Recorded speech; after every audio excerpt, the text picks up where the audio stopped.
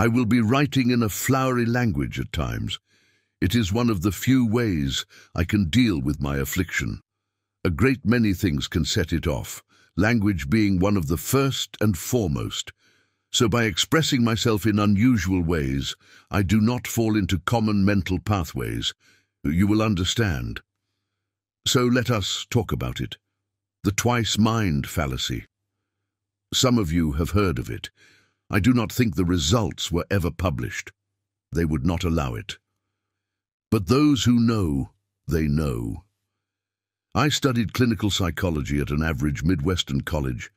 My tuition was mostly supplemented by my parents, but I had to work to get anything past the bare minimum necessities. I worked at a local gas station for a while, but the manager got weird when I asked to work night hours. Apparently, they had a thing about working the night shift. I got word from a classmate that one of the tenured professors spent most of his time conducting social experiments. One such experiment was featured in one of the mandatory textbooks. The damn thing set me back $180. Okay. Wait. Less slang. Hold on. I am bringing it back. Salivate. Salivate nutritius. Got it. So I signed up for the big spring experiment. It paid $70 per session, and there were 1 to 2 sessions depending on how your participation went. There was also an additional $40 for those agreeing to come back for a debriefing once the experiment was over.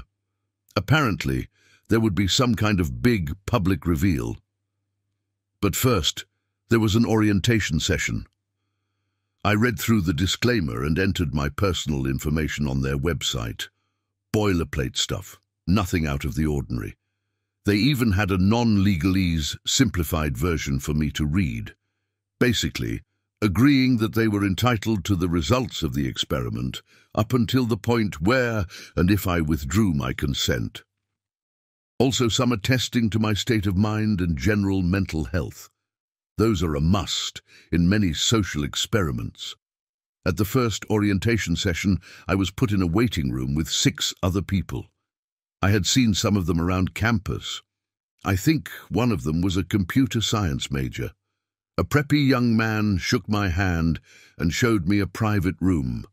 A small, windowless room with all yellow walls and a plastic table.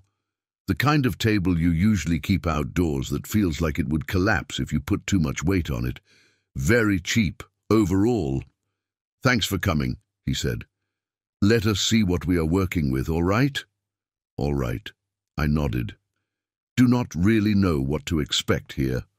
So you are? Jess Gotha Hannon, he said. There was a rush of adrenaline coursing through me. Revealing someone else's records was a big no-no. My left hand shot up like a flare, like my body was trying to physically silence them. No, I interrupted. No, no, no. That is not me. None of that. That is not me. The young man looked up, slack-jawed. Ping-ponging back and forth between me and his notes, he seemed to have completely lost his train of thought. Yeah, he smiled. Right. How embarrassing. He quickly found my notes and went through them. Name, age, address, family history, what I had signed up with on the form. Took about a minute. He kept looking up at me apologetically, probably hoping that I would just forget about that stupid name drop. I had to wait 45 minutes before the first real session started. I was shown a second room, this one much larger with this 70s-style patterned wallpaper, a corner couch, and 2 massage chairs. That is when I first met Dr. Stanson, formally. Dr. Stanson had a fantastic track record.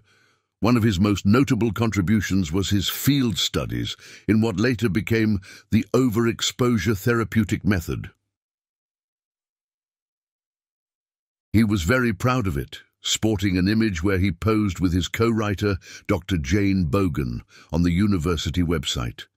To meet Dr. Stanson in person was an absolute honor. There was just the 2 of us in that room, and having his full attention bear down on me was a bit overwhelming. This was a man who had been asking questions for 30 years, and now he was aiming them straight at me. but it all started with a handshake. "Thank you for coming," he smiled. "Please, have a seat." We had a bit of small talk about his past accomplishments and the study overall. He could not divulge too much information, not wanting to spoil the experiment, but he assured me that it was meant as a diagnostics tool. For what, he did not say. He had a recorder in the room, but seemed to forget to switch it on. I got the impression that he was not really taking things seriously. "I am going to ask you to do a simple hand movement," he said, "starting with your index fingers." He hooked his index fingers and put his elbows out. I mimicked his movement, and he gave me a nod. "Next, try to interlock your ring fingers as well." I did, trying my best to get a tight grip. "Finally, point your little fingers outwards. Their tips should be less than 1 inch apart, but they cannot touch. Can you do that?" It took a bit of trickery, but I could. It was an awkward pose to keep, and Dr. Stanson made some quick notes on his tablet. "Now, I want you to slowly start pulling. Not so much that it hurts, but enough for you to exert yourself." "All right." I started pulling. You cannot really win in this pose, you just sort of maintain a position. The pulling is just adding strain. There is no hand giving or losing ground. Now I need you to listen carefully. It was almost like hypnosis, and I cannot remember his exact words. But in short, he wanted me to imagine the two hands separately. To imagine my left hand being connected to an unknown hand on the right, and to imagine my right hand being connected to an unknown hand on the left. Basically to slowly separate my thoughts into left and right, but keeping them both contained in my head simultaneously. He used this vivid imagery. 2 fish swimming in a bucket, neither touching the other but feeling the current. 2 birds in the night, resting on the same branch, both feeling the weight of the other without seeing them. It was very poetic language, sounding very unacademic. Short break. Sorry, I am having trouble. Let me just type this out. Granular, granular, top-notch, effervescent, effervescent. Picking strange words helps. It must be unfamiliar, uncomfortable, odd. After a while, I could feel it taking hold. It became a struggle once I dissociated my hands with one another. It did not become a balancing act, but instead a competition. I could feel my left being frustrated by the dominance of my right. Finally, without even realizing it, my left hand was also pushing, using the thumb. That was not allowed, but I got so caught up in the moment. I was pressing down on a nerve on my right hand, actually causing myself pain. Not much, but I could feel it. Still, part of me enjoyed it. I was winning. But the other side of me was frustrated because of the disregard to the established rules. "And time," Stanson announced. "Thank you very much for your participation." "Yeah, I tried to let go, but neither hand wanted to quit. I had to mentally tell myself to stop, to put both hands down in unison." "How long has it been?" I asked. "About 10 minutes, smiled Stanson. "I know.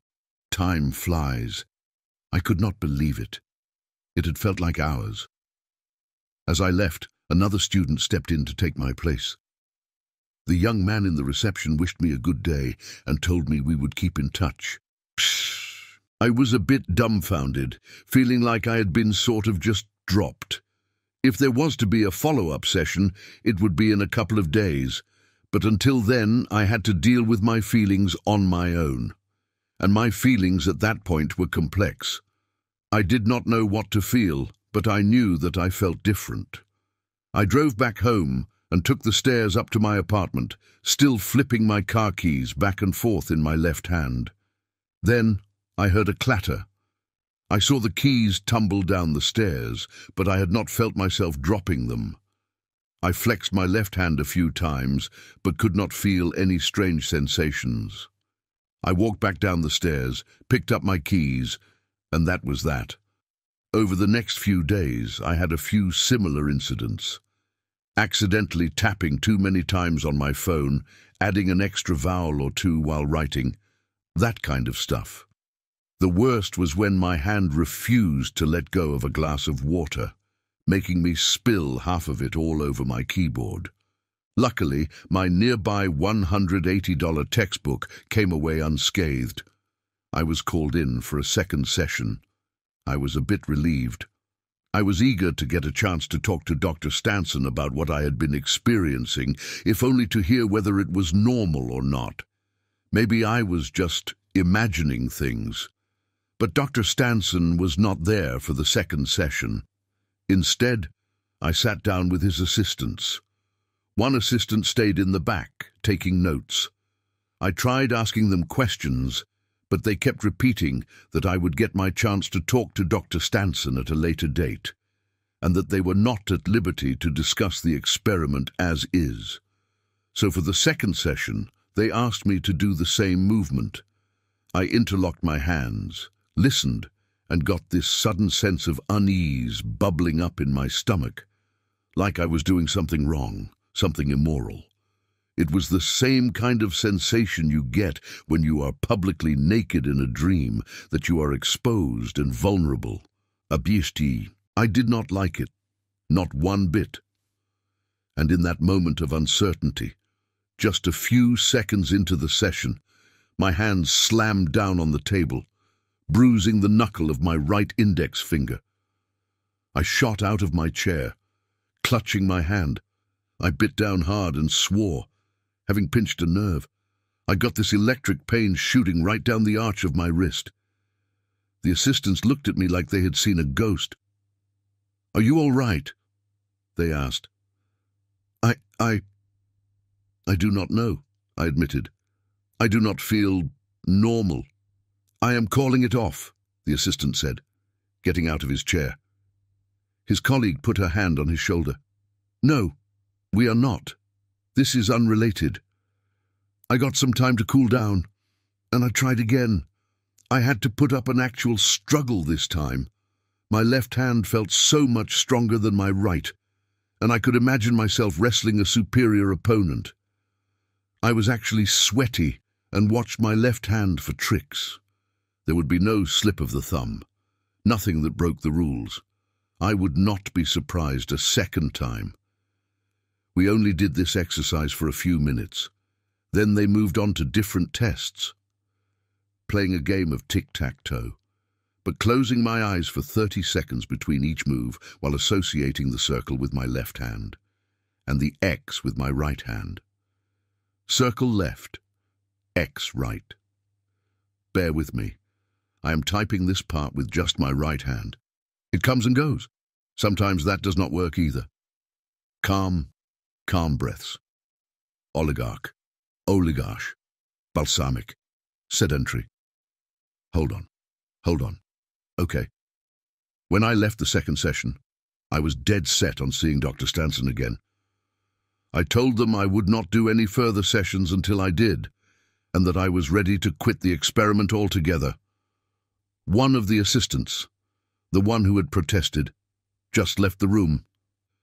The other seemed a bit more hesitant. "He is in charge of the debrief," she said. "You can see him then." "This is urgent," I said. "I am not doing well. There is the campus health center. I'm sure they can advise you." I wanted to slap her. It was just an impulse, but it was enough to send a contraction down my left arm. I managed to redirect it into a clap instead, which I promptly used as a sort of gesture to leave. For the next few days, it got increasingly worse. I started thinking about that name they had said when I first signed up. Maybe there had been a mix-up, and I was never meant to be there in the first place. Maybe this Jess Gother-Hannon was the intended subject, and I was a mistake. Or maybe this was meant to happen all along. Maybe this was the experiment. Dr. Stanson had a record of mind-bending social experiments, and this could have been the power of suggestion. I could be the victim of my own imagination. That night, as I went to sleep, I found myself twisting and turning.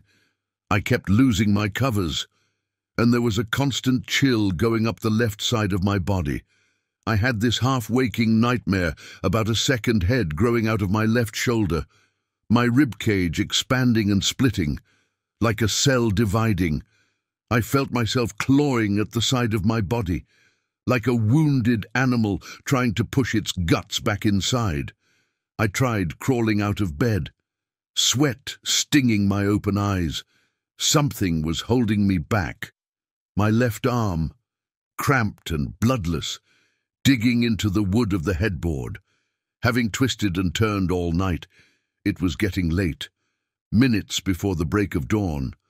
I lay awake staring into the ceiling, feeling my mind slip out of my grasp, like a part of my thoughts were bleeding out of my head, drenching the pillow with my emotions and memories. I blinked, one eye at a time. I had trouble breathing, not knowing when to swallow my spit and when to inhale. I tried biting my dry tongue to feel something. All I felt was the bitter taste of iron biting back. "Jess Gotha Hannon," I mouthed out. "Jess Gotha Hannon." I felt my left hand release. There was a tingling sensation as blood started rushing back, tensing my muscles, causing a spasmic reaction. "That is you," I said. "That is it, isn't it?" An arch of pain as a nerve twisted. "No, no," I groaned. That is us. That is us. Instant relief. Sweet, healing relief. To someone from the outside. What happened next can seem insane. I know. For the first time since the first session, I started having full control of all my faculties. No more dropped keys. All I had to do was think, clearly, about asking for permission. There was never a response. But just thinking about it was enough. There was nothing I was not given permission to do, as long as I thought about asking. Jess Gotha Hannon. Just acknowledging their presence made everything so much easier. But every now and then, intrusive thoughts crept in. I started thinking about calling for help, about talking to someone, about doing something. And Jess, well, retaliated. By now, this foreign pain in my left arm had reached the lower parts of my shoulder, pushing at the edges of my heart. Even thinking about doing something bad would make my pulse soar. At one point, it made my heart literally skip a beat. I had to lean against the wall to catch my breath. One thing I noticed early on was that thinking about it in flowery language seemed to help. I started reading a thesaurus on my phone whenever I wanted to plan something out in my head, and it gave a sense of relief, somewhat. But looking away too long made my left hand either close the tab or throw the entire phone away. It broke, eventually, but I could run circles around myself. For example, if I wanted to think about seeing a doctor, I would instead think of consulting a licensed physician. I would still feel a tinge of something, but nothing bad. It started to feel like a presence crawling through the back of my mind. Little burning sentries looking for familiar brain signals to grasp.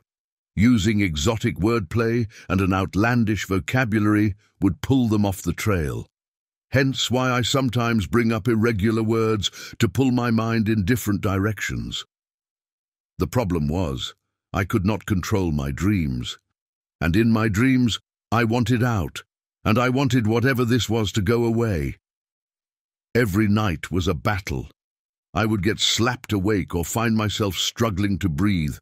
My left lung would shut down, or I would get a stomach cramp. Once, my left leg started to twist and turn, straining itself to the point where I thought the kneecap might get dislocated. I tried pleading. I tried explaining out loud that I was not consciously doing something bad, that I was only trying to sleep, to relax. but in the labyrinth of my mind, I could sense that strange presence, growing, making space for itself. And for the first time, it spoke back to me. Using only the left side of my mouth, it whispered, "I wanna. I wanna." It pulled to the left so hard I fell off the bed, and every time I was close to falling asleep, and those stressed dreams took over, I would be pulled back awake again, and again, and again. I do not know how I survived the next few days. One morning I just woke up in my shower, fully clothed and shivering. My fingers were blue. My left hand kept squeezing an empty shampoo bottle. "Jess," I tried to say. "Jess, please. Wanu," I twitched. "Wanu. We can see Dr. Stanson. He can help us." A hiss escaped my throat, burning into my vocal cords. We were in accord. I was allowed to check the posted lecture schedules on my laptop. Dr. Stanson had a single lecture that day, right before lunch. I had about an hour to get there. I changed my pants, put on a jacket, and left. I did not even lock the front door. "1-0," I mouthed. He could do something. He had to. Whatever it was, he could do it. By the time I made my way back to the university, my left side was not playing along. One leg was walking faster than the other, and my hand kept grabbing and punching things. I kept making these strange noises, like I was lifting heavy weights or trying to cough up a hairball. I did not care. I just had to see Dr. Stanson. Finally, I stumbled into the lecture hall. I was 10 minutes late, but so be it. I was shocked to see that this was not an ordinary lecture. This was the debriefing for the experiment I had been a part of. My phone was broken. I had probably missed all their calls and texts. Maybe they thought I had quit. I had trouble focusing. I saw another student, the computer science major, sitting just a few rows ahead. He seemed fine. Was this just me? There was a burst of laughter. Apparently, Dr. Stanson had just said something funny, humorous, humorous, whimsical, droll, stay in control. The Raskian identity theory revolves around the idea of formulaic identity, Stanson smiled. So, for my 30th year of teaching academia, I figured I would indulge myself with some pseudoscience, if only to put these ridiculous notions to rest. So for those of you looking to pursue a serious career, look away. Another round of laughter. So for the sake of argument, we followed the suggested method to point an order, and it required 3 steps. And right then and there, Stanson laid out the entire experiment to the sound of laughter and applause. The first step was to introduce the trigger word, usually a strange name, an identifier, something unique that would open new pathways in the patient's mind. He did this by faking a mistake during the interview process, all in good fun. The second step was to open vessel space by creating a mental separation, a vacuum. This was done by a series of physical and mental exercises. Again, Stanson made light of things, pulling fingers and making people play tic-tac-toe with themselves. It was based on the ideas of the original author, but made ridiculous. Out of 80 people we tested, 58 could not stop themselves from laughing, so we had some trouble getting them to follow along, chuckled Stanson. Out of the remaining 22, 13 had trouble understanding the instructions. 5 had some kind of arm or hand injury, making one side reliably dominant. The remaining 4 were the most interesting. One got so into it they slammed their hand into the table, frightening poor Patricia here. Another sensible chuckle rose from the audience. Stanson could be quite charismatic when he wanted to. The third step is a strange one, he continued. It is basically just waiting. Once a seed has been planted, there is no guarantee that it blooms. It all depends on the seed or the idea and the soil or the person. It is like typing a random name for a website and hoping you get something good. Most of the time you just get spam or, well, naked people or nothing. Stanson shrugged and clicked to the next slide. According to Rask, if performed regularly, you can eventually find and invite a name or concept that is so unique that it creates an identity, or that an identity was already associated with it. Like how the word for cat differs in language, but we all know what a cat looks like. That means the meaning of cat is transcendental, even though the word is not. To Rask, modern language was a broken model of an original intent, and that by exploring it we could stumble upon something more, something universal. He showed another slide, a seed growing into a seedling, only to bloom into different flowers. Burn. Some turned to roses, others were petunias. One branch turned into a weird blue sunflower. Plant enough seeds, nodded Stanson, and eventually they might turn into something.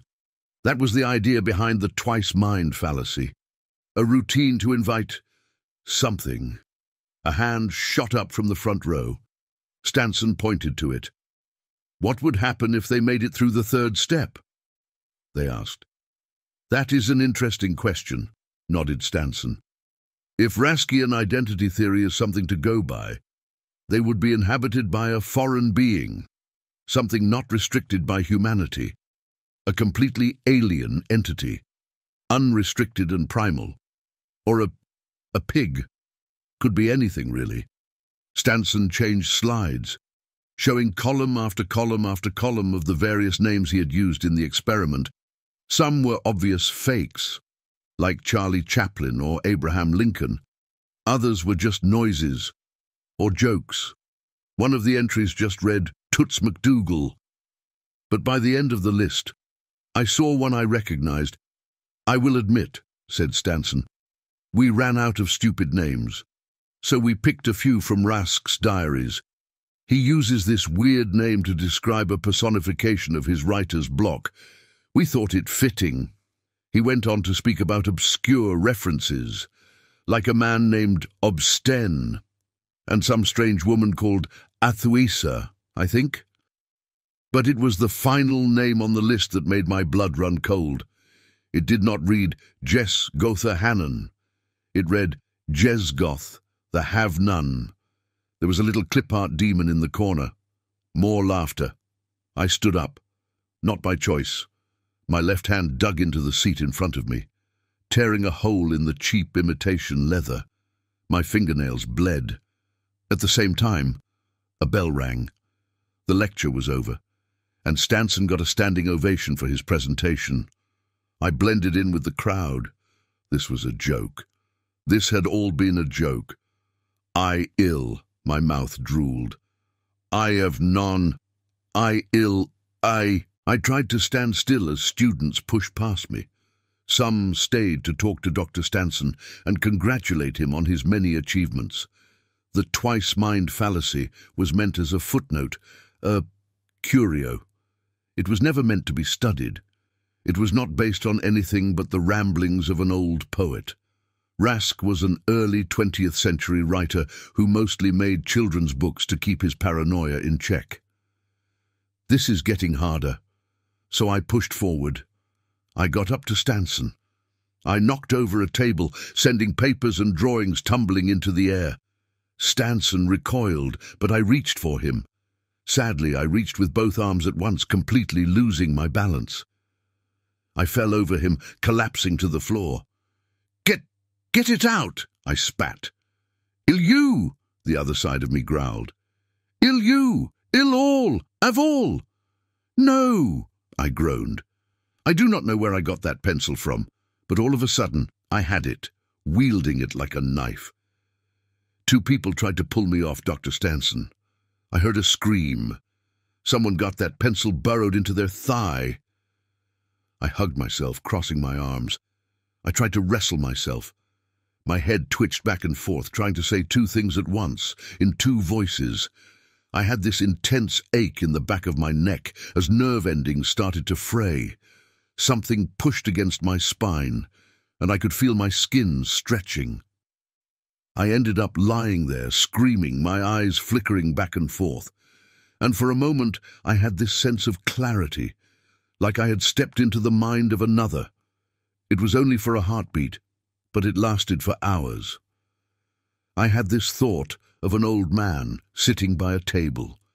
He was bitter about having to dress up for his daughter's wedding. He watched through a window as an old horse pulled a cart down a cobblestone road. The old man did not approve of his daughter's union. Whenever there was a source of discontent in his life, he gave it a name, and this particular name recurred many times. Perhaps he grew less imaginative with age, he pondered. Jesgoth, the have-none, the old man wrote. Jesgoth, untouched by soul's embrace, unacquainted with the merciful solace of restful slumber. No witty phrases birthed from his quill, nor was he ever graced by a virgin's smile. He is he, the one bereft of essence, who oft mirrors my void when I dissolve into naught, becoming the embodiment of my silent tempest. A knock at the door causes the old man to sigh. He crumbles the page in his palm, leaving it abandoned in a corner of the room with dried flower petals and years of dusty neglect. He grabs his walking cane and surrenders to inconvenience. In that moment, I completely lost control. Left side, right side, all of it. I saw it play out in front of me, like watching a movie through a straw. One of the assistants got her nose broken as her glasses shattered. A clean hit to the face. I got a hold of Dr. Stanson and tried to strangle him with a mic cord, all the while screaming those few crude words my mouth could bring itself to form. Kill, want, have. Thinking those simple words makes my arm ache. I must be careful. Must be careful. Someone called 911. Someone told them to hang up. It took 3 people to keep me pinned to the ground. I bit people, I scratched, I screamed. But also, I did nothing. Jesgoth had gotten so much space in me that there was barely anything of me left. I felt my lungs gasp for air, but I could not move them. I could only hope that my host was gracious enough to breathe. They were. They breathed me nice. Much of it is a blur. Jesgoth did not pay much attention. I kept zoning out, waking intermittently from blackouts. Dr. Stanson was often there telling people to stay quiet, threatening people. I remember hearing him scream that anyone saying anything about this would never write anything to anyone ever again. But in the back of my head, I was exploring the psyche of my assailant. Memories, thoughts, smells, and sights, all remnants of whatever this old poet toted down at the turn of the century. The personification of this bad thing. Yes, bad thing. And it was turning me into a battleground. For days, it felt like walking through a dark forest. I would open my eyes and see whatever Jesgoth wanted me to see. But in my mind's eye, I wandered the empty halls filled with the essence of this would-be creature. Sunless skies, expressionless people, identical square buildings circling a tower that pierces the heavens, endless dunes of grey sand and withering patches of grass. And somewhere among the gloom, I saw Jesgoth, a joyless old man sitting on his throne, lazily pointing a sword at me. At his discretion, he could pierce my heart, but he saw no point in doing so. There was no joy in killing, no rage to quench, no love to pursue. There were no songs to sing in the land of the have-nones. Somewhere in the darkness there was a voice. Dramaturgy, it said. Remember that word? Dramaturgy? Something clicked in me. My eyes opened. Both. At once. Yes, I nodded. Remember, I was in a dark room, somewhere off campus. Dr. Stanson had not slept for days. A room covered in notebooks, sketches, and crumbling prints of long-gone handwritten volumes. half a dozen takeout boxes, a red tie casually thrown across the floor. "Thank God," he sighed. "Now listen to my words. Listen carefully.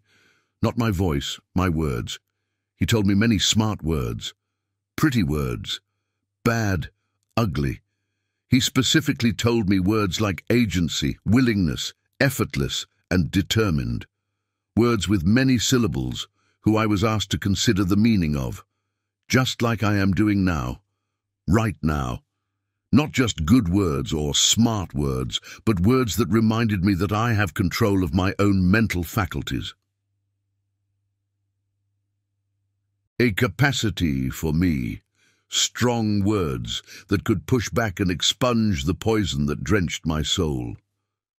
We spent hours droning the same repertoire, many of which I've repeated here. I stayed with Dr. Stanson for months. On paper, I was his research assistant. In reality, he was trying to cover it all up. He realized he had made a terrible mistake, and he buried everything about the Twice-Mind Fallacy. I did not care. I just wanted that thing out of my head. One day, Stanson just did not come back to the office. There was no explanation, and no one went looking for him. At every turn, I was stonewalled, tight-lipped academics wearing secretive pins, taking payments for brand lectures that they never went to. I'm not going into it here, but pay attention to the Hatchet Investment Group. I left campus with a sizable donation from an anonymous donor, and a reminder that some of the paperwork I had signed when I joined the study was still relevant. I never got my degree in clinical psychology, but I do not think I want it anymore. I want to do something with my body, at least when I get full control back. As you have certainly noticed by now, I still have trouble staying, well, me. There is not much left of Yezgoth. I think it is all in my left hand. I can feel it, like a worm trying to snake its way up my veins. I have pushed it down over and over, but the poison must go. I wanted to write one last time, to fully, effortlessly write, because later tonight, I'm cutting this fucking arm off, ending this nightmare once and for all.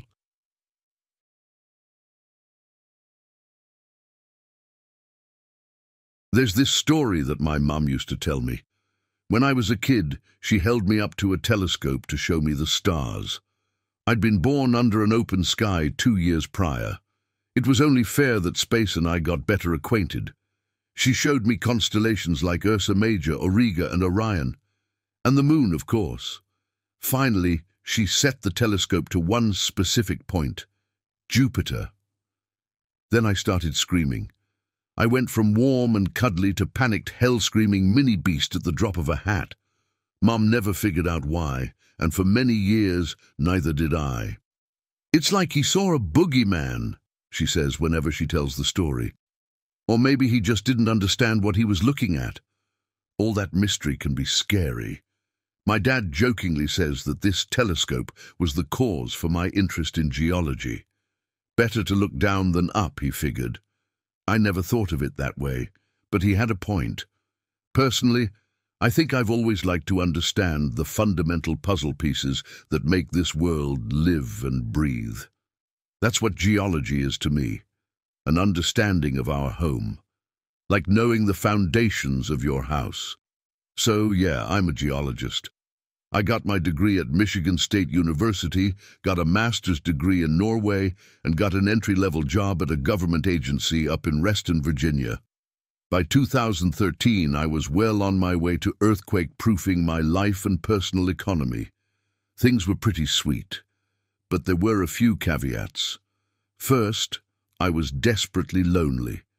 And second, I hadn't used a telescope since that fateful day when I was 2 years old. But that changed in March 2013. I'd just turned 24. I'd kind of started dating this girl, Lynn. We'd only been out twice, but I had a good feeling about the third date. She was an intensely outdoorsy kind of person. She had all kinds of breathing fabric clothes, super hydro whatever water flasks, and she tracked everything about her life on her ergonomic hyper-digital buzzword watch with the accompanying monthly subscription app.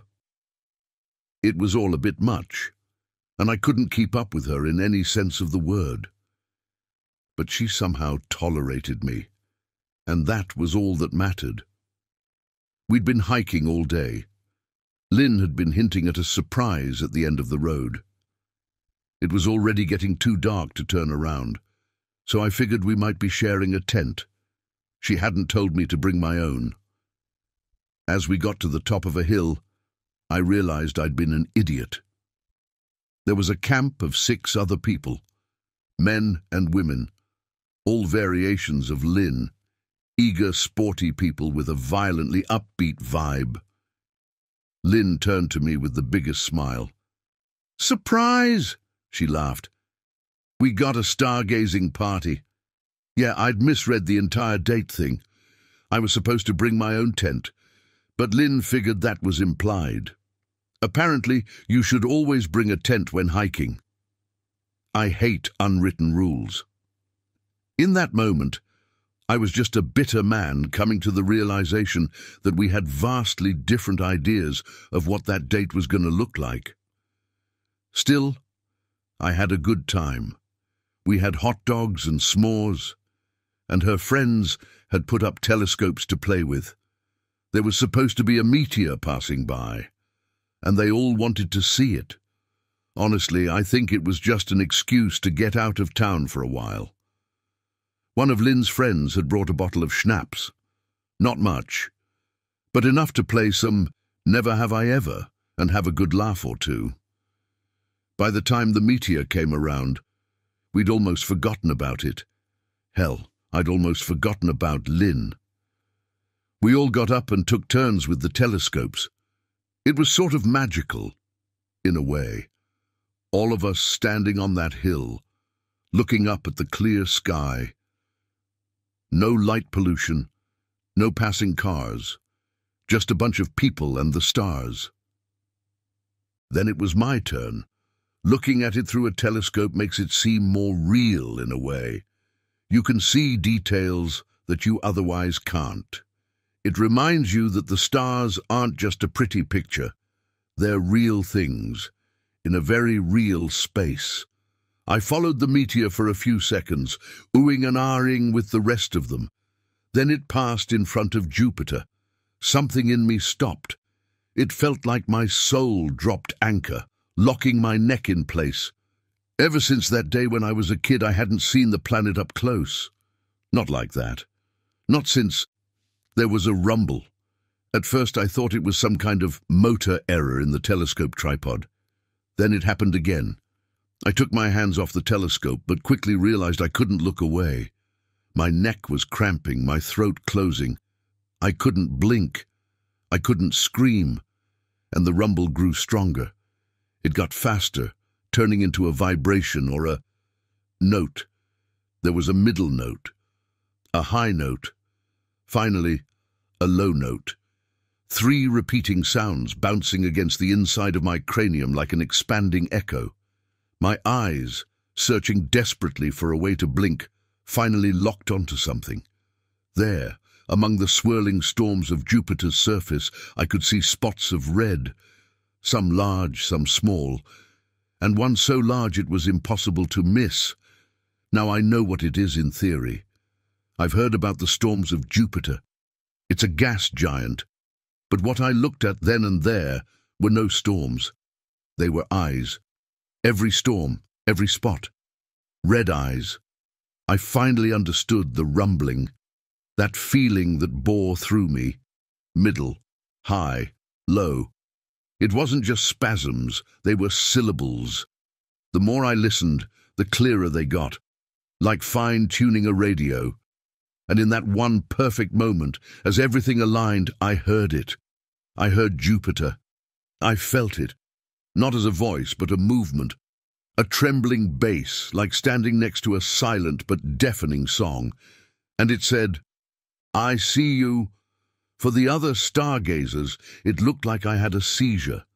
Lynn later described how I took one look through the telescope and immediately started shaking.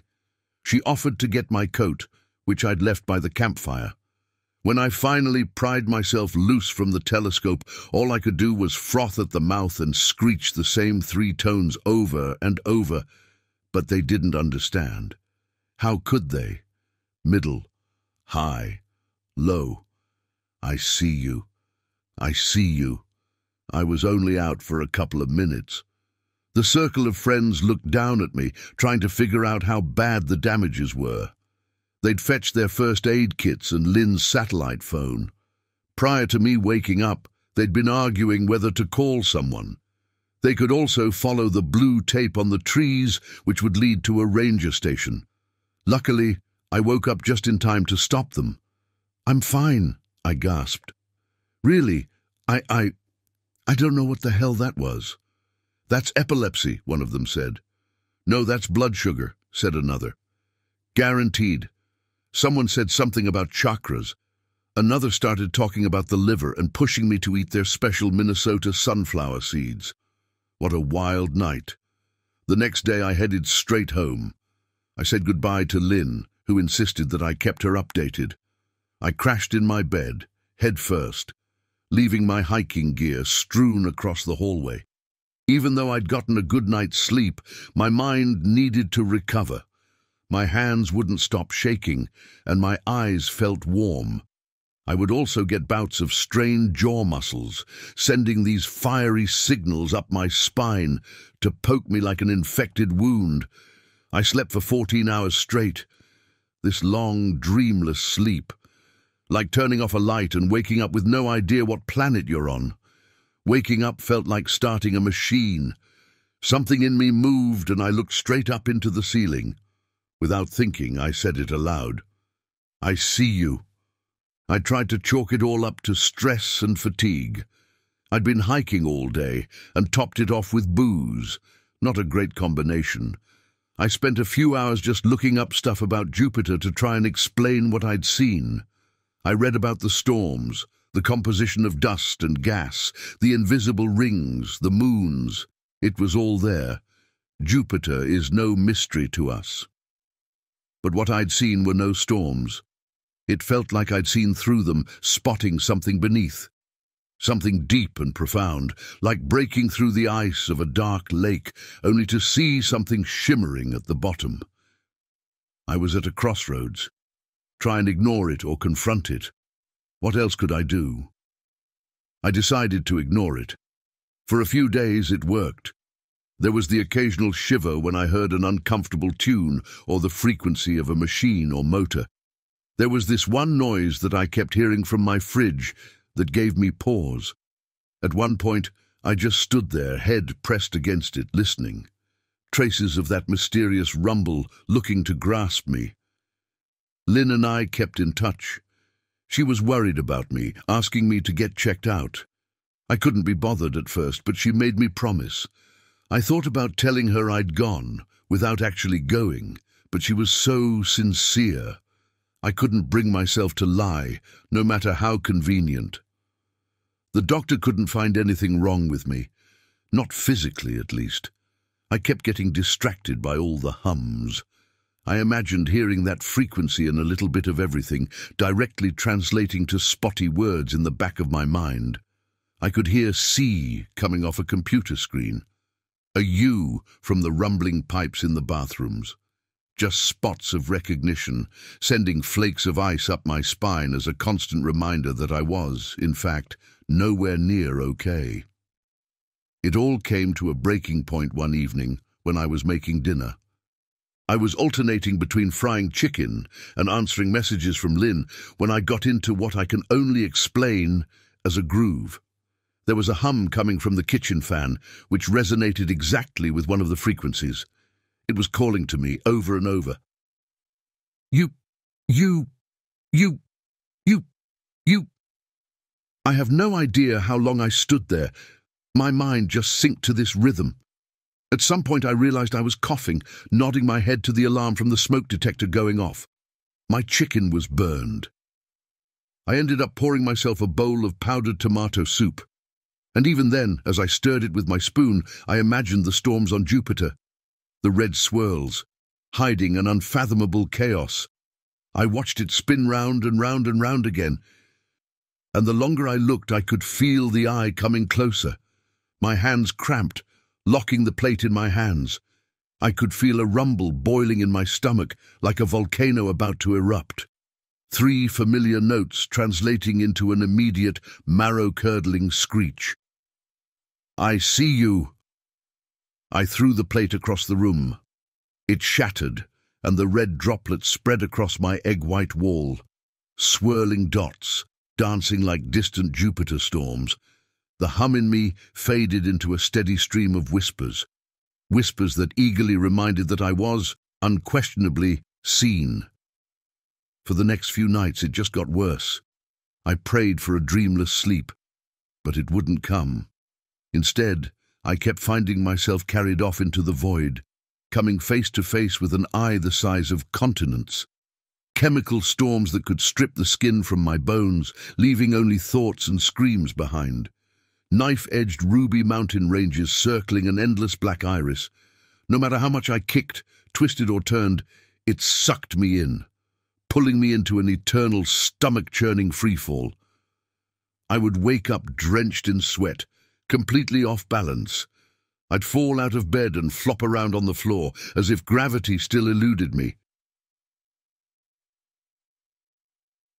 It'd take me a few seconds to realize nothing had happened. And maybe, if I was lucky, I'd gotten half an hour of sleep. I gave up. I told Lynn all about it, begging for help. She came over within the hour. Drove me to the hospital, all that. Hell, I don't remember filling out a single form. She made sure they called my emergency contact and updated the doctor on what had been going on. She was unstoppable. I tried not to look and listen too much, and my mind was reeling from a lack of sleep. I have vague recollections of hallways and blurred faces. By then I could feel the rumbling everywhere. Every electrical outlet, every fluorescent light. I could feel it in the texture of my rubber soles dragging across the white linoleum floor. It wasn't letting up. The only clear memory I have is of staring into the eyes of a doctor as I had a moment of clarity. He looked at me like I'd slapped him. "Good," he said. "Then your eyes are working." What? "You can see me, right?" He took down a few notes and checked my eyes. "You said so just now. They kept me overnight for observation. My mum came by with some supplies and words of encouragement. She stroked my head and made sure I always had a glass of water on hand. Whenever my fever-like rants and seizures would start, she was there to calm me down. Well, to the best of her ability. At that point, I was so far gone that I couldn't even explain it to her. It was just this constant assault on my senses, like my brain was swollen with voices. Then, at some point, it stopped. I remember it clearly. Mum had opened a window overlooking the parking lot, and I had a clear view of the night.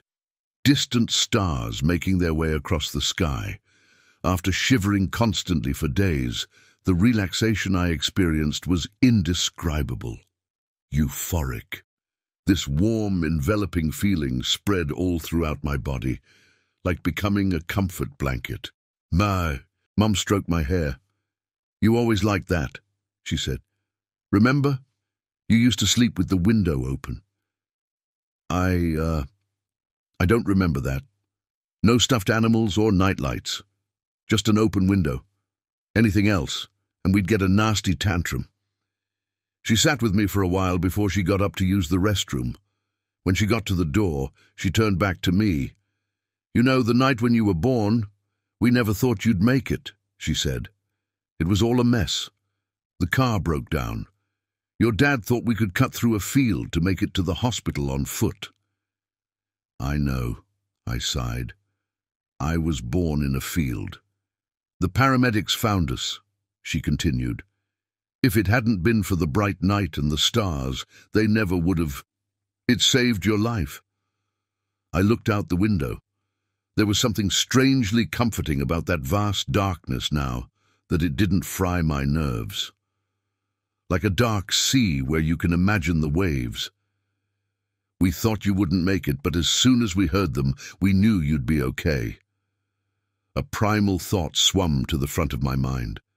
A vague feeling of people around me, being naked and cold in an open field, hands grasping me. Don't worry, kid. A breath that lasts for a lifetime. I see you. The next morning I was discharged. My nerves had calmed, and I'd gotten a prescription for seizure medication. I was rolled out of the main entrance, where Lynn met up with us. It wasn't the kind of introduction I'd planned on doing that day, but that time was as good as any.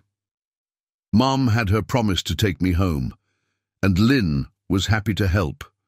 We started to drive, and I immediately felt something strange, a tinge of something cold, like a snowflake hitting an open wound. "Do we need to stop?" she asked. "Are you okay?" "No, just wait." As I looked around, the feeling shifted, and at one specific point it disappeared. It just disappeared. I followed the direction with my finger, pointing at something in the distance. "Can we go, there?" I asked. "Right there. That way." "The highway?" "Sure, yeah." "To where?" "No clue." Lynn pondered it for a sec, then nodded. "Highway it is." We followed it for hours and turned the day into a road trip. We crossed the state line into West Virginia somewhere in the afternoon, and Lynn didn't seem to mind. She made an adventure out of it. Between my spontaneous bouts of nausea and confusion, I enjoyed her company, not to mention the snacks she got us. As the sky started to darken, I figured she'd have us turn around or look for a motel. But no, she kept going. I could feel the point in the distance shift faster and faster. We were getting closer. There was something there, something that made the shaking fade and clarity return, a piece of me settling back to where it ought to be. We ended up going down a long gravel road. Every twist and turn came suddenly, forcing us to crawl at a snail's pace. Lynn didn't seem to mind, though. She'd put on some John Denver and had her own little sing-along. "You don't have to do this," I said. "We could be here all night." "That's okay," she smiled. "You sure? A fourth date is a fourth date. I'm sure you've had better. I've had worse." As the gravel road turned to dirt and came to a stop, I could feel we were getting close. I tried to explain it, but I couldn't find the words. It was like a spot of nothing, growing bigger. If I could just get there, I had this aching feeling that everything would, in one way or another, turn out okay. Lynn stopped to get her hiking pack, and that was that. Off we went. We wandered through the wild forest. There were no trails, no leads. It was just us, and a vague sense of direction. Lynn didn't seem to mind. She had both a compass, satellite phone, and all kinds of tools. 2 hours of dark nothing, and suddenly light. It was almost midnight by then. A starlit sky opened as we stepped onto the top of a short ridge overlooking a lake. I could see almost all the way around it from there. In the distance, I spotted a few boats. Fishermen. It was all quiet. No matter the direction I looked, it was all just quiet. I looked at Lynn and laughed. I was so relieved that I couldn't express it, like a muscle knot untying itself, or a massive headache just melting away, like putting a soothing balm on my soul. I gave her a big hug, and she returned it in kind.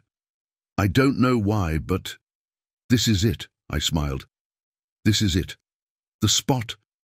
I think we're in, Greenbrier County. That's someplace special to you? Never been here before. Well then, I sat down and took in the scene. No humming, no whispers, no cold creeping along my spine. Just the silent night and distant lights from stars and fishermen. "You want some soup?" Lynn asked. I got a thermos. When did you... Got it in my pack, she smiled. Want some? Yeah, I nodded. That'd be great. She poured me a cup and handed it over. My eyes drifted upwards. Something red moving across the sky. I shook my head and turned away. My pulse started beating, and I dropped my cup of soup. I tapped the side of my head, as if trying to realign an antenna. Lynn put a hand on my shoulder. You okay? The red in the sky. The red eye. I could feel it. I scrunched my face as hard as I could, telling myself it was all going to pass. Telling myself it was over. I'd won, and this was just an aftershock. Then Lynn spoke up. Is that a plane? She saw it too. I looked back at Lynn, seeing a red gleam in her eyes, a reflection of what loomed overhead. The joy faded from her. She could feel it too. Something was wrong. A reflex in me made me look up.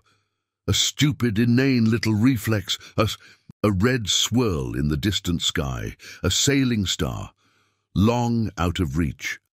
My breath grew shallow as I realized I couldn't look away. Everything else faded as my sight was slowly swallowed by that distant vision.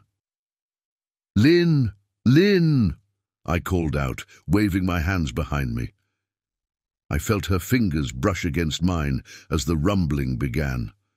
But this time, it was different. It was a pulse so powerful that my left eardrum immediately burst, leaving me screaming like a child on the ground. It burned me to my core, wrapping itself around my spine and squeezing, forcing these guttural sounds up through my esophagus. Somewhere far away, I could feel Lynn shaking me. But all I could focus on was that red dot in the sky. It resonated with me. With my every pulse, it pulsed back. Our duet. Our signal. I choked on my lungs, spitting up single syllables like a hiccup. I see you. It grew faster and faster, turning from 3 syllables to 2, and gradually, just a sound. I see you. E-C. E. Ooh, until finally all that remained was a single word. The name, the signal, the thing. Eo, Eo, Eo. And with every beat of my heart, the thing in the sky started to turn. I could hear Lynn in the distance, as through a pane of thick glass. I heard her worry, screaming, fumbling to connect her satellite phone, only to be met with a pulsing static. She tried dragging me away, but was shocked with a burst of static electricity. Every hair on my body stood at attention, reaching for the stars, letting every little breeze cut right through me. The red thing grew bigger. That something, a dust particle of the infinite, heading our way. It was a matter of minutes. Using a rope from her pack, Lynn managed to get a lasso hold of my legs. She dragged me away, but it was too late. It was like my nightmares. Something distant and red, growing bigger, swallowing everything. Yo. In the moment of impact, something burst inside me. I coughed up something black and viscous. Perhaps it was the connection that tied me to this thing to begin with. Maybe it marked me at birth to demand a favor somewhere down the line. Maybe this was all something cashing in on my life. The sky burned my retinas, but only for a heartbeat. In nothing but a moment, the sky went from burning red to nothing. The ground shook. There was steam, and so much cold air was pushed out that Lynn was knocked off her feet. The red thing was shaped like a wedge. It came down at an angle, roughly the size of a school bus. It tore into the lake, cutting up a wound in the earth itself, effectively cracking a hole in the ground, revealing some sort of cave system underneath. In a matter of minutes, the entire lake was laid bare. All water drained into the caves beneath. What little remained of the red thing turned to ash. Red, swirling ash. Lynn propped me up against a tree. My head was ringing like a bell. My vision slowly returned as the pulse subsided. The black, viscous blob I coughed up quickly dried up into a powder, turning into flakes of metal. I tried to talk, but couldn't form the words. I couldn't hear myself. I was so disoriented that my body couldn't understand whether I was breathing or not, making me light-headed. Leaning against the tree, I forced myself up. I had to see the aftermath. An entire lake, drained in seconds. I could only see little parts of the fishermen's boats, some of which had been blown into the surrounding trees. There was no way they would have survived, much like the remaining fish, flopping about in the mud. I turned to Lynn, trying my best to speak. My body recognized all the physical sensations of speech, but couldn't form the words. Using my fingers, I gave her numbers. I pointed to her satellite phone. We had to call everyone. The Army Corps, National Oceanic and Atmospheric Administration, the Environmental Protection Agency, the Division of Natural Resources.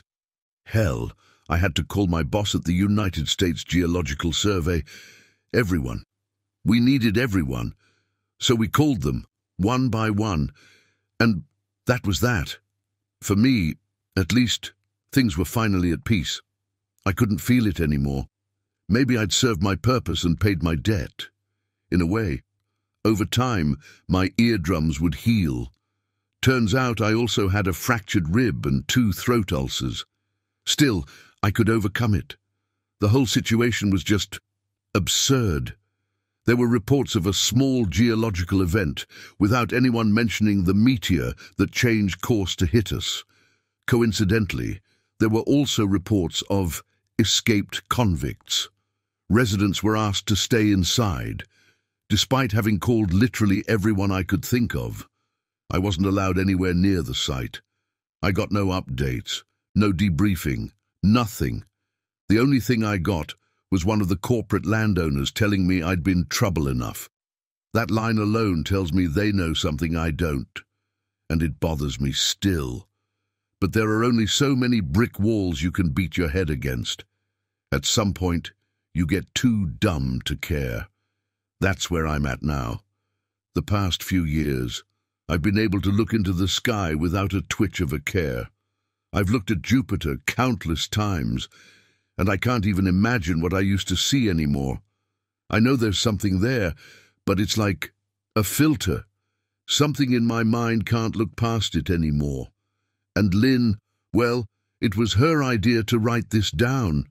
She thinks there are people out there who might have seen something about this. Other perspectives. We know for a fact that there was a cover-up at the local news station, and someone must have been down at the lake. For me, the only thing that still remains in me is that word. That strange sound meaning nothing and everything, like something out of a dead language, begging to return. I can say it 100 times, but there's no point anymore. It feels like it has burned out of me. There's nothing left to make it sound true. Ew, just a noise. I hope someone out there can make use of the truth. Get some kind of closure. As Lynn and I are expecting our second daughter any day now, I feel like this chapter needs to be closed once and for all.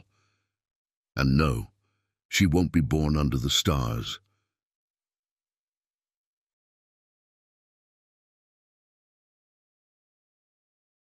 Back in my final year at Michigan State University, I was invited to take part in a research expedition to the Sjaunja wetlands in northern Sweden. It was part of an exchange through the Arctic Wellness Cooperative, funded by members of the Arctic Council and private actors in the area. Roger "Rog" Dawson and I took a flight in early May. During the 55-minute layover at Arlanda, Stockholm, we met up with Helene Ångermark from the Royal Institute of Technology. When we arrived at Umeå Airport, we met up with the last member of our expedition, Camilla Östermo from Luleå University. From there it was just a long drive north. The Sjaunja wetlands are enormous. We're talking about 700,000 acres of mire and wetland just above the Arctic Circle. In optimal conditions and excluding factors such as sleep, food, terrain, and weather, it would take about 11 days to walk across. In my head, it conjured up images of the dead marshes from Lord of the Rings. But Helene assured me it was nothing quite as dramatic. Rog and I had no idea what to expect. We had gotten our equipment pre-purchased. The Swedes were in charge of everything practical on site, excluding our personal equipment. We were scheduled to spend 4 days in the actual mire, and 4 more days accounted for travel.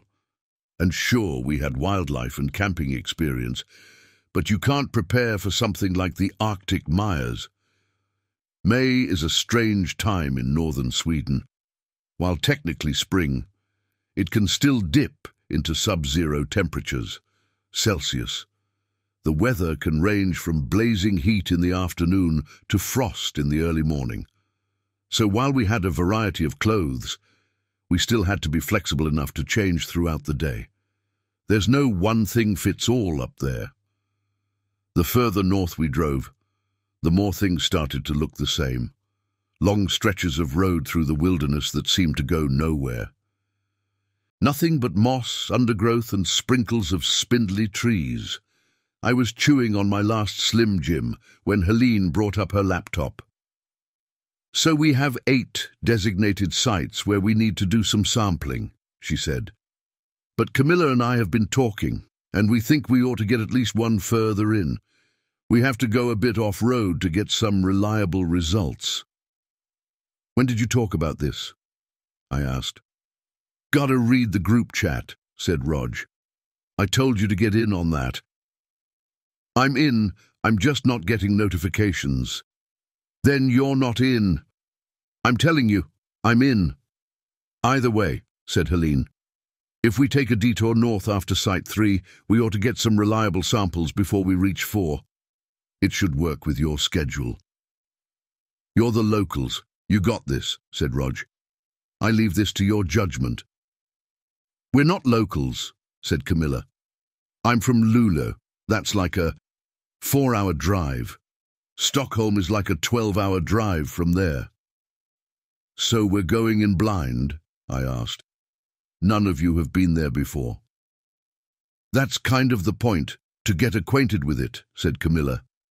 To get something for the next group to compare when they do another expedition in 5 or so years. All about long-term cooperation, smiled Helene, like it says on the website. Rog leaned over and patted me on the shoulder, holding up his phone. I just checked, and you're not in the group chat. We were stuck in that car all day. We reviewed our notes, plans, equipment, and route. Much of what spurred the expedition to begin with were reports of wildlife changes. The indigenous Sami people had moved their reindeer herds north, claiming that their animals were getting sick from the soil. There had also been reports of reduced fish population and increased bird migration in the southwest. We were there to measure possible toxins and soil changes to, if possible, determine a cause. But first we needed samples, which was the meat of the expedition. There started to pop up little villages along the forest road. Well, maybe not villages, more like loose collections of houses within view of one another. Red houses with white corners and metal roofing. How anyone could live that isolated was beyond me. Still, we had great phone coverage, though, somehow. We passed through a town with a name I won't even begin to pronounce or spell. Too many vowels. It was our last stop before we got to the wetlands, so we made sure to stock up. Camilla got us some extra batteries. When we finally arrived, it was dark. We had been following a gravel road for the past 40 minutes. There were 6 houses in a semicircle along the road, one of which we had rented for the night. The rest were abandoned. Camilla dragged her stuff in and collapsed on the living room couch. Helene took the downstairs guest room. There was a second bedroom upstairs, with 3 smaller beds for Rog and me to occupy. I was asleep the moment my head hit the pillow. The following early morning, it was all hands on deck. Helene was preparing sandwiches in the kitchen while Camilla checked our equipment. All batteries charged, all containers properly marked and sorted. She was meticulous, and at 5:30 a.m. we were ready to go. I took a moment to soak up the atmosphere. The smells felt alien, yet familiar. The air was buzzing with insects, and I could hear nesting birds in every direction. Despite the four of us being the only people in the area for miles and miles, it felt very much alive. It was a vast forest without a canopy, with the waking sun gazing down on us from an endless sky. Helene took the lead, with Rog following suit. Then there was Camilla, and finally me. There were paths marked with orange flags, showing us the intended way. "Anyone know any good songs?" asked Helene. "You could teach us some," said Rog. "Preferably something we can pronounce." "As long as we make noise," said Camilla. "It keeps the bears away." We began our rendition of Små Grodorna as we trotted along the path, going deeper into the wetlands. Minutes later, it was clear to me there would be no way to navigate the mire without those little flags. Everything looked the same trees, the same bushes, the same moss, and no clear paths to follow. We weaved and bobbed through the mire. We all wore these tall rubber boots and pants, along with backpacks that only reached halfway across our backs. There would be spots where we would have to wade through water that could reach over our knees, so we had to keep as dry as possible. It was a pain to walk through, and I could feel a rash growing on my thigh within the first 15 minutes of walking. We reached our first site at 7 a.m. Camilla brought out the testing equipment. She and Rog took turns calling out what kinds of samples they were getting, while Helene recorded it all on her laptop. I catalogued and stored everything. It took us about 30 minutes, all in all. As we packed up to move to the second site, Camilla pointed out something in the undergrowth. "Lots of animals here," she said. "Look." She pointed at the ground, but I saw nothing. I shrugged. "How do you say it?" "Hjortron. Cloudberry." "Right. There should be cloudberries here. See the petals." "What the hell is a cloudberry?" chuckled Rog. "Never heard of it." "Makes great jam," added Helene. "Maybe we'll see some further along," said Camilla, "where there are fewer animals." It took us another 4 hours to get to the second site. We spun around in circles for a while and had to get the satellite navigation system to find our way back. Standing out there with water up to my knees, looking for those orange flags. It was scary. Camilla seemed confident, though. "At worst, we'll just go straight southwest," she said. "As long as we can see the sun, we can navigate." True enough. When we got to the second site, there was a stretch of dry ground where we could rest. We stopped for lunch. Helene set up a portable stove to make us some coffee while Camilla and Rog got the samples. Soil, water, vegetation, all kinds. "Still nothing," said Camilla, poking around the moss with her feet. "No Hjortron." "Cloudberries," Rog added. "Right, cloudberries. All gone." "Is that strange?" I asked. "Sort of. Reindeer usually don't go this far out." We finished up and moved to Site 3. We were finished just after dinner time. We had a few more hours until sunset, so we decided to move north. Camilla and Helene had mapped out a place where we could get more reliable samples. And it would just be a few hours off the trail. There would be plenty of dry land to set up camp as well, so it didn't mess with our schedule too much. When we stepped off the trail and left the orange flags behind, I got this itch along my spine, like I was stepping into something out of my control. Those little flags were the only trace of civilization left. Without them, we were in the deep wilds. And still, no cloudberries. We set up camp around 8 p.m. The sun was getting low, but we had plenty of flashlights with us. We changed our clothes, set up our tents, and crawled into our sleeping bags. Camilla read an article on erosion, and Helene uploaded her best images to Instagram. Even now, we still had great cell coverage. Rog was taking notes and double-checking our batteries. I twisted and turned back and forth for hours, but I just couldn't get any shut-eye. My eyes kept popping back up. Long after the others were asleep, I was still up. It was useless to keep trying, so I decided to walk it off. I stepped out of the tent and wandered around for a while. The horizon was blood red, and the sparse trees cast long, gangly shadows across the camp. A thought hit me. We'd forgotten to set up the mosquito lights. This place ought to be flooded with mosquitoes, but there was nothing. It was all quiet. Not a bird, not an insect, nothing. Just creaking branches carefully swaying in the wind. Compared to what we'd felt when we first stepped into the mire, this was dead. It was almost midnight when I saw something in the distance. There was this long stretch of ankle-deep moss water next to our campsite.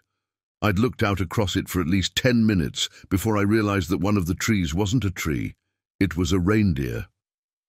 The thing had been standing perfectly still, not even moving its head. I'd mistaken its antlers for branches. I sat there looking at it for at least half an hour, and in all that time, it didn't move a muscle. Not a twitch of the neck. Nothing.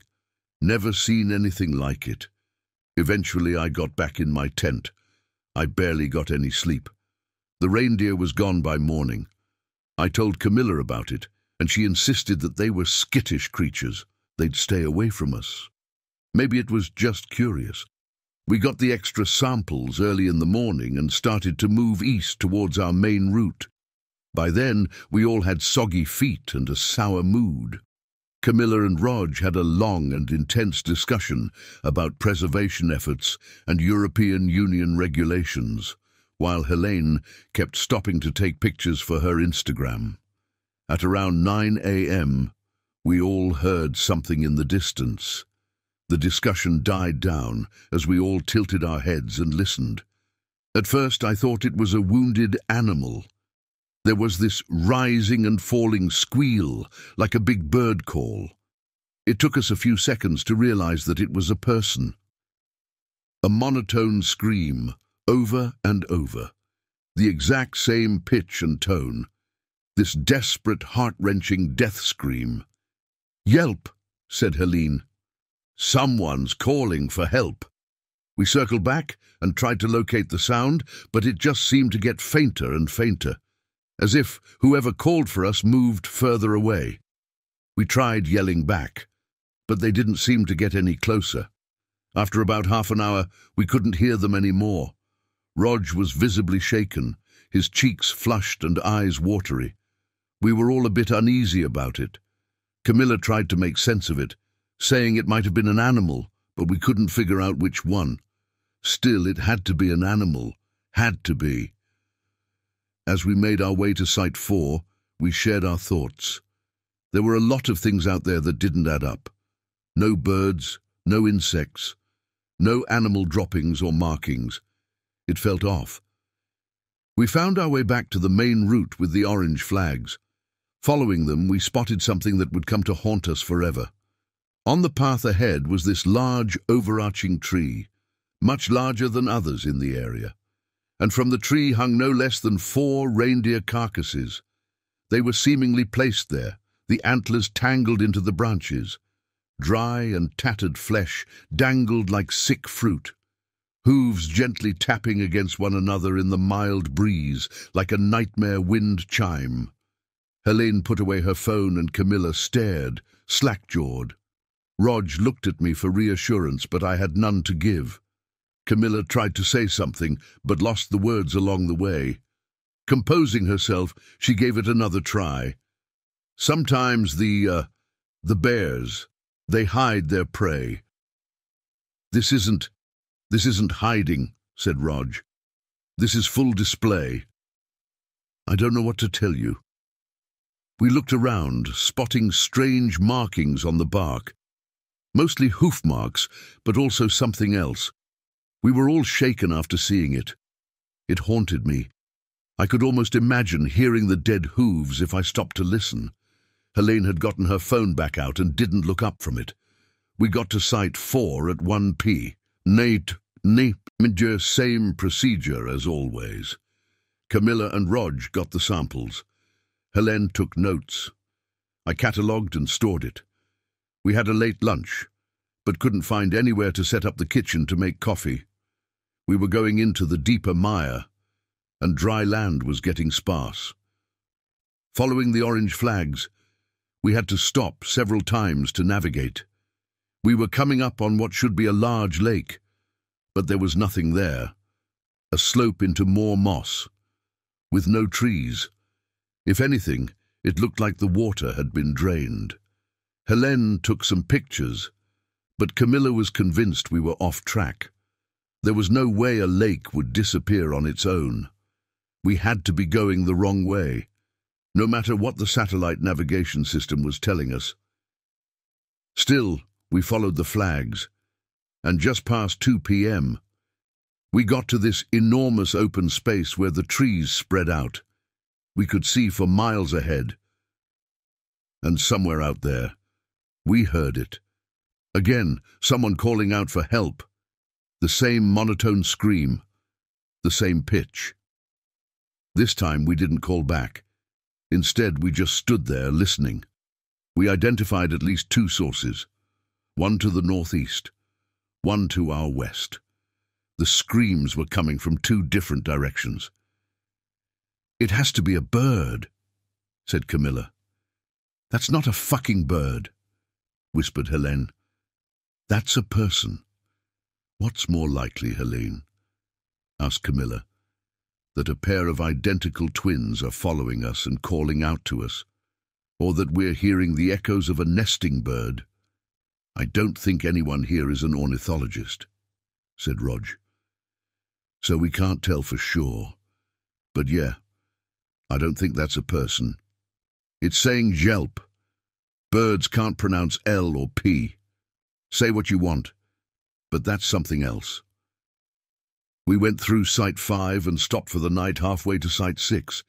I was getting nervous. I kept imagining that repeated call for help out in the mire. I thought I saw antlers among the dead trees a few times. I was getting paranoid. Site 6 was our furthest point before we started to circle back, but this was dangerous territory. One sprained ankle could mean aborting this whole expedition. The orange flags had stopped some time ago. They didn't reach across our whole route. We were on our own from this point forward. Camilla was confident, though, and with only 3 more sites to go, we were ahead of schedule. There was barely enough dry land for us to set up our tents, but we made it work. The ground was moist, and I had a puddle of something cold next to my feet.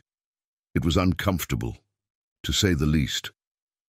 I collapsed into an uneasy, but welcome, sleep. Rog gently shook me awake sometime in the middle of the night. He held a finger to his lips and motioned his hand to his ear, as if telling me to listen. There was that scream again, and it was much closer. I dressed myself and got out of the tent. Camilla and Helene were already up. We all huddled together at the edge of our camp, looking out across the mire. It was too dark to see, but the screamer couldn't be far off. Camilla held up her flashlight and gave us a nod. We nodded back. We had to see what this thing was. She turned on the flashlight. There were a dozen reindeer, about 60 feet ahead of us, all standing at the exact same angle, looking directly at us. No one blinking, moving, or recoiling from the light. We all froze, not wanting to make any sudden movement. These were supposed to be timid woodland creatures, but something was off. One of them slightly opened its mouth, stared at us, and called out a perfectly human yelp. Helene covered her mouth, holding back a scream. The reindeer, one by one, called out to us, all with the same mechanical movements and identical voice. Yelp. It was fucking eerie. Rog decided enough was enough and got up. He tried to make himself big, stretching out his arms and waving them up and down. He huffed and yelled, trying to scare them off. They didn't react in the slightest. That is, until the reindeer at the very front turned its head to look directly at him. It slowly raised its front legs and leaned backward. In a matter of seconds, it was standing upright like a human. The others coalesced around it, circling like a school of sharks, all while screaming out over and over, calling for help. Don't provoke it," whispered Camilla. They're sick. They look sick. We should go," said Helene. "Right now." No one argued.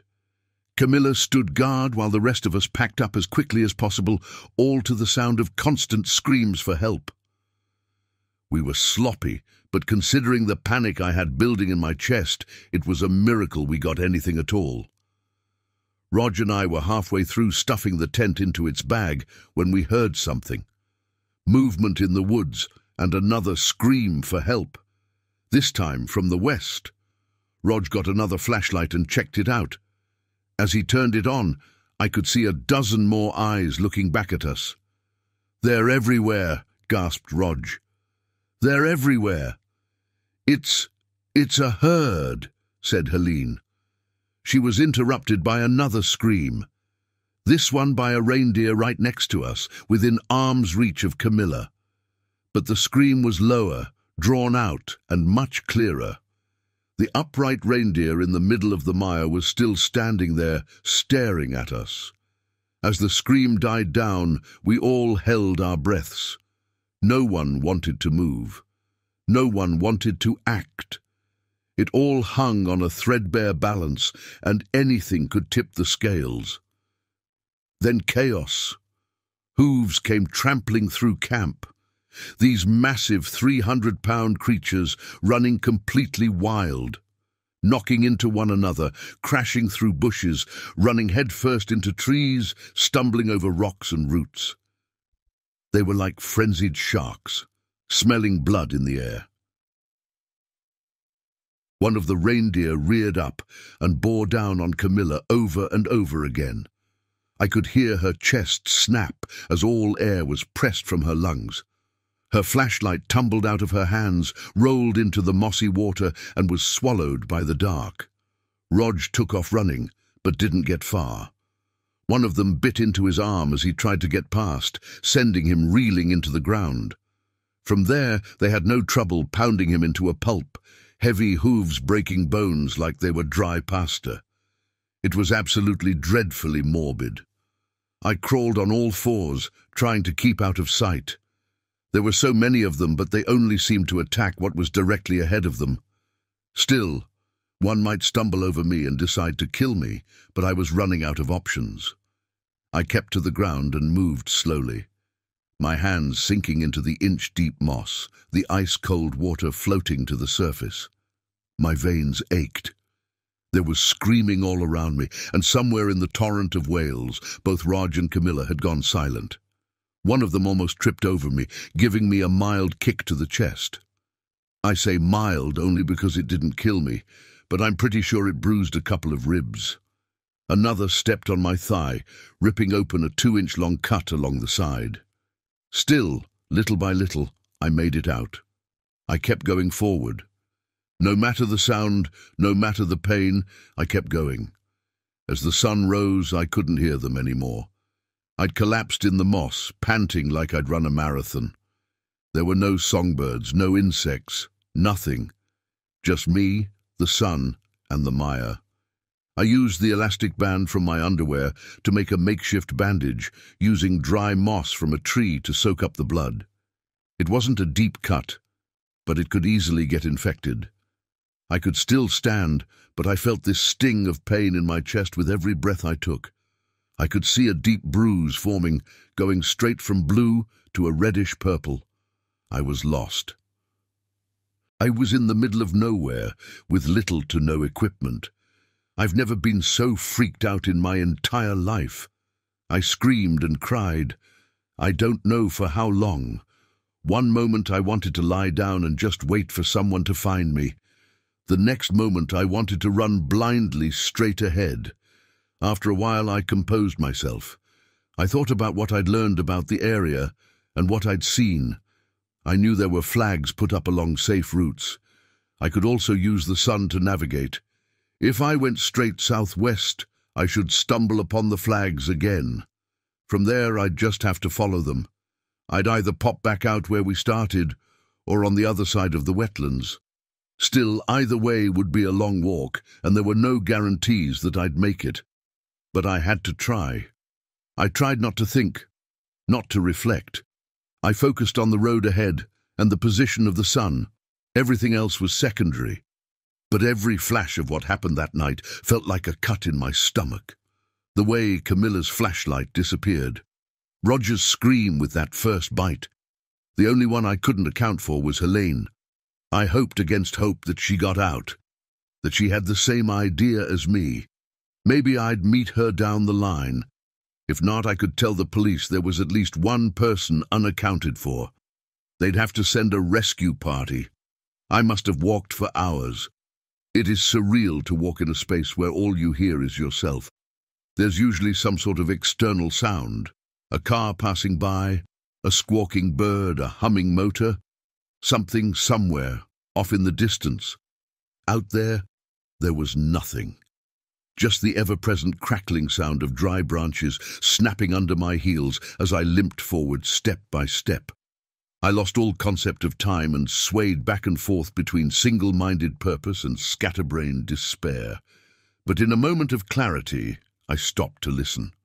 The screams again. They were ahead of me, so they weren't following. They were merely in the area. I flinched as I saw branches move in the wind. My reptile brain thought they were antlers. I hunkered down and listened. Helene. This scream wasn't like the others. It wasn't the same sound over and over. They were different and irregular. She wasn't screaming for help, but in pain. She was alive. Now I had two choices. I could try and keep moving until I found the flags, and just hope to get out somehow. Or I could try to find Helene and her things. She had the satellite navigation system last time I checked. It was a battle between my instincts and my reasoning. I'd be putting myself in danger either way. But if I could help her in any way, I had to try. At the very least, I could try to fetch some supplies. I followed Helene's screaming. She was heading straight north, deeper into the mire. She was on the move, slowly but surely. I measured the distance. After a while, she stopped screaming. I figured she'd passed out. It took me about an hour of searching before I found something. There was a young tree that had been stripped of leaves and covered in blood, like someone had grabbed the bottom of it and dragged their hand along it. There were clear red stains across the leaves. There was no trail to follow, but I could hear something moving to the north. Maybe more reindeer. Maybe Helene. The ground started to get muddy. There were algae and reeds drying in the sun. I could hear screaming in the distance. Not like Helene, not like a person. Just those creatures pretending to be people. But there were more of them now. So many more. I could hear dozens of them screaming back and forth, screaming for help. I pushed on. I had to see, to know. There was something up ahead, and I needed answers. There was a small hill, and after that, a sudden drop. I crouched at the edge, looking down. There was this dried-out lake with a deep crack in the ground going down the middle, revealing parts of a dark underground cave through the mud and debris. I could smell the moss drying in the sun. It must have been midday by then, and the sun was casting harsh shadows across the mire.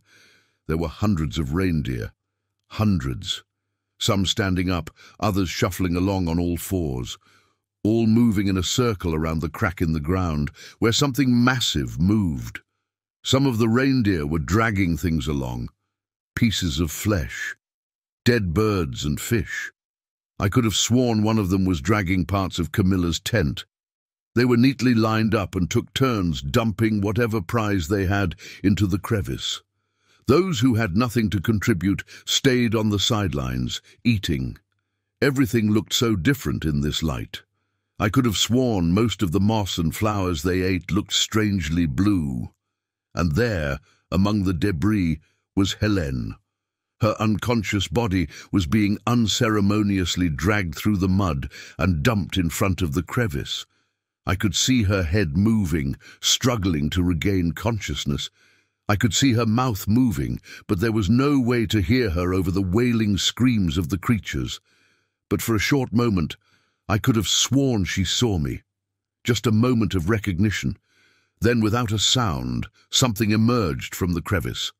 A long, bone-white hand, large enough to wrap its fingers across her chest, carefully dragging her into the dark. For a moment, the reindeer got quiet. An awful crunch echoed through the makeshift clearing, and seconds later the reindeer made a new sound, this time in Helene's voice, a tired, barely conscious voice. "Come down," it said. "Help me." These 4 words were repeated over and over, by all of them, in her voice, in all constellations and combinations. "Come help, help come, down, help, help down." The horrid screams replaced by a dying whisper, a whisper intended for me. I was too afraid to move. I stayed there looking down. Every now and then, that large bone-white arm would emerge, sometimes to put away something inedible, sometimes to grab hold of a reindeer to drag into the deep. At one point, a white finger touched the forehead of a reindeer, making it stand up on its hind legs like a humanoid. Those who stood up seemed to be of great importance, as the others circled them, but there was no one to save, and there was nothing left for me to gather. All that was left was for me to leave, and never look back. I kept going south. Every now and then I'd hear them, a whisper of, "Come help me," making its way through the sparse vegetation. Come help me. These things were everywhere, and they were looking for me. Reindeer have a great sense of smell, so I took a short dip in stale lake water to hide my smell. My leg would definitely get infected. I limped my way through the undergrowth, stopping only to listen for clues on what paths to avoid. By nightfall, I still hadn't found any flags. My leg was in such burning pain that I couldn't lean on it anymore, and my muscles ached. I was constantly out of breath, not wanting to draw too much air into my lungs, but I had to keep going. There was a good chance that I'd die out there if I had to spend the night in the open. Temperatures could easily dip into freezing. Once the blood-red sunset started to gleam in the distance, I knew I was short on time. My hands were shaking, and I could barely stand. I could barely move. Everything in me wanted to just sit down and hope for everything to be okay in the morning.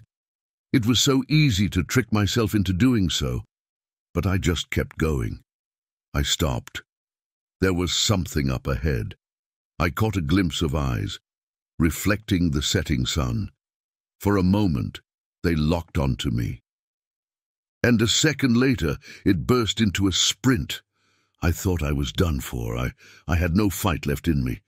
I turned to run, but I only made it a few steps before I tripped.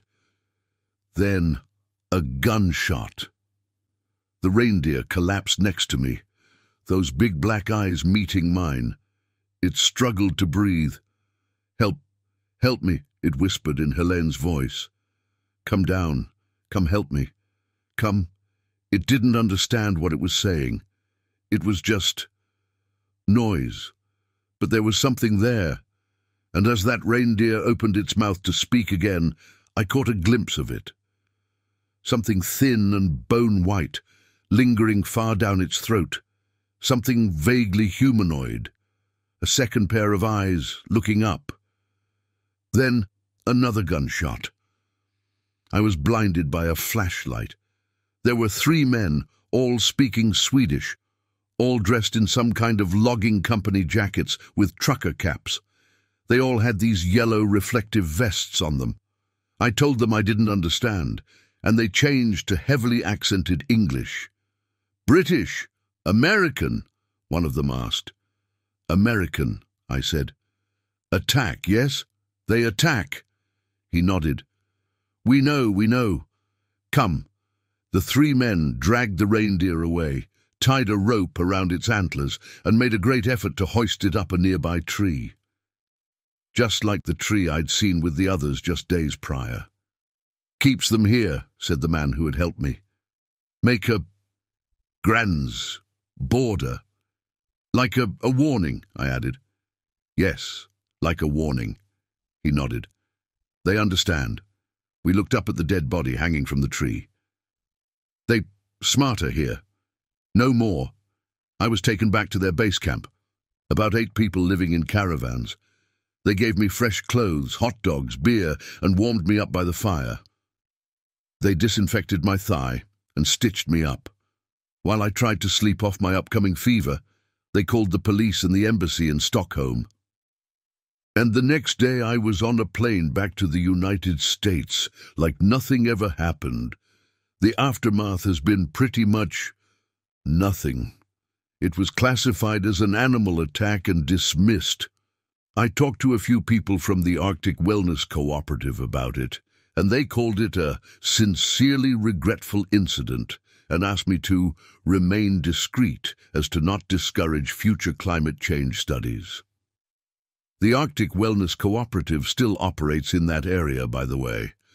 I've gotten no answers as to what they've done with the soil samples, or if they ever looked into what I saw in the mire. All I know is that no one wants to talk to me about it. The only people I've gotten answers from were the hunters. They were eager to share their stories, claiming that the government refuses to listen. I'm still in email contact with some of them, and there's a lot to unpack. There was a quake in the mire. Something came out of the lake. It did something to the wildlife in the area. It stole hundreds of reindeer from local Sami herds. It seems to be expanding, stopping only where it finds immediate and violent resistance. And over time it seems to learn. This was some time ago, and I don't feel comfortable revealing the entire timeline. I don't want to give anyone more reason to silence me, but I know this is bound to happen again. Something similar happened in West Virginia back in 2013. A lake drained in Greenbrier Valley, and then all hell broke loose. It's only a matter of time before it happens somewhere more public, and when it does, remember, it seems to learn